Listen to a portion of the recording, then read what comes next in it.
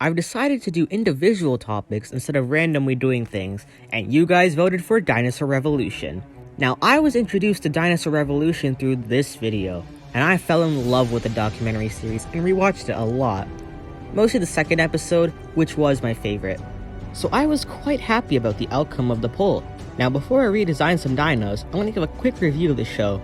After a recent rewatch, I've gotta say, while it's still good, it isn't as good as I remember it. The designs for the most part are incredible and are probably the best of any documentary before Prehistoric Planet. The creativity and personality of these animals really shows through. There's also a lot of underrepresented species present, like Miragaia, Saurasuchus, Cedarosaurus, and Lucititan. The CGI can be quite hit or miss. Episodes 2 and 4 generally have really good effects, but 3 and especially 1 have a lot of janky movements, odd shots, and unfinished rendering. The big problem I have is the cartooniness of the animals.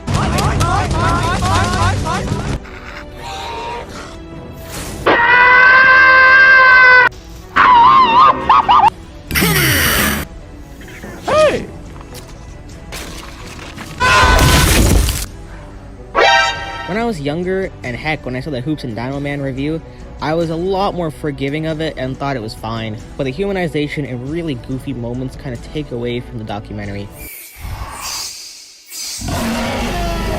Still, I do enjoy it a lot, and also the intro theme slaps.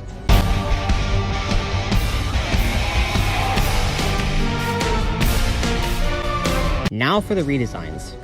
First up is the Utaraptor from Survival Tactics. Most of the problems with this Utaraptor are pretty much just a case of outdated information. Documentaries can't predict the future after all. See, back when it was discovered, Utaraptor was known from fairly poor remains. The reconstructions at the time were based on the far more well-known Deinonychus. With more time and that giant block with all those Utaraptor individuals, we figured out it's a much more robust animal and far less gracile and speedy than what the show depicts it as. Of course, Achilobator was discovered before Utaraptor, so I don't really know why I haven't seen many reconstructions that took that into account back then. But I digress. The show's raptors are also pack hunters, which is contentious but not really relevant. The feathering of the Utaraptors is fairly good. The wing feathers are a bit odd and don't attach to the second finger, and the feathering looks a bit too simple, not quite like Panaceous feathers, but that might be because of the decade-old CGI. The individual I'm drawing is the Alpha Raptor of the Brown group. It still bothers me to this day that it just appears in the show and then disappears. It goes after the bearded one and never shows up again. I guess it died or something because the bearded raptor shows up just fine in the next scene. Rest in peace, I guess. I do think it is the coolest looking of the raptors, though.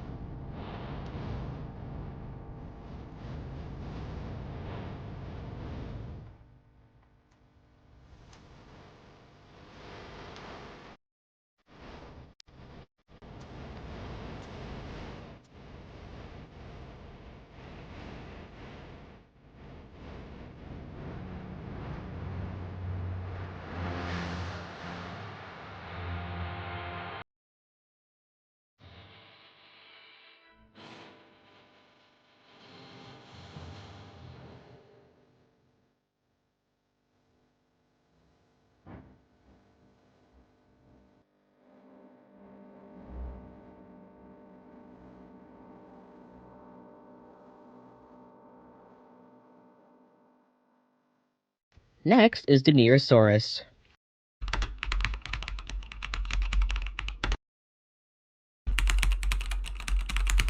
Better.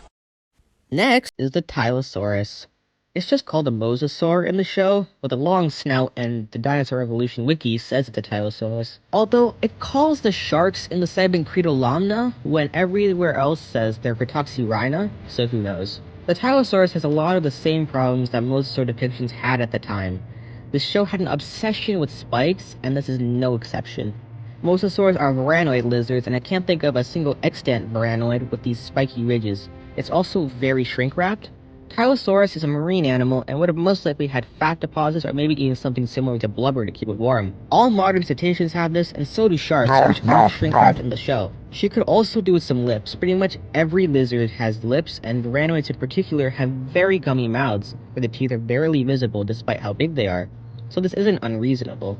And, yeah, they don't have a hydration problem like theropods because they're marine animals, but most marine animals in the real world, most marine animals in the modern world have lips anyway, so this doesn't really matter. The fins are also a bit too small, and they should be larger. And the final change is the tail fluke.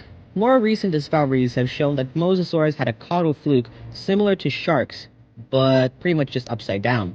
Soft tissue preservation in some individuals is exquisite. This is also how we know ichthyosaurs had tail flukes.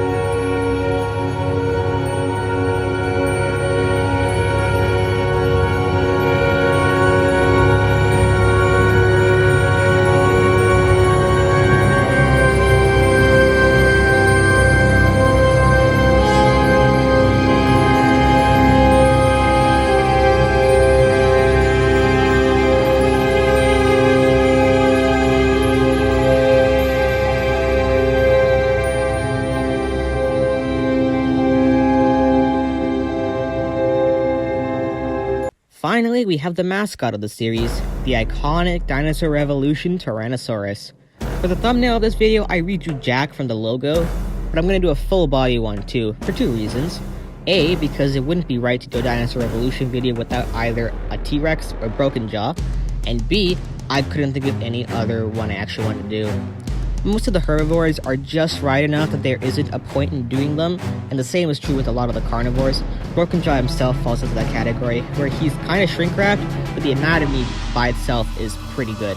Now the main problem with the T-Rexes is how gracile they are. This is back when the 6 tons estimate was still accurate, and the Tyrannosaurs are very lean. They can even jump and are way too athletic, considering the real animal. Their head shape's also a bit off, and the amount of bumps feels excessive, but it is T-Rex, so it's not impossible for them to be this rugose. Also, while the design is cool looking, you can't deny it is edgy as hell. Now, out of the 4 Rexes, I'll be drawing Stumpy. Yeah, Jack is more iconic, but Stumpy's colors are better in my opinion, and I already did Jack for the thumbnail, so it's kind of the best of both.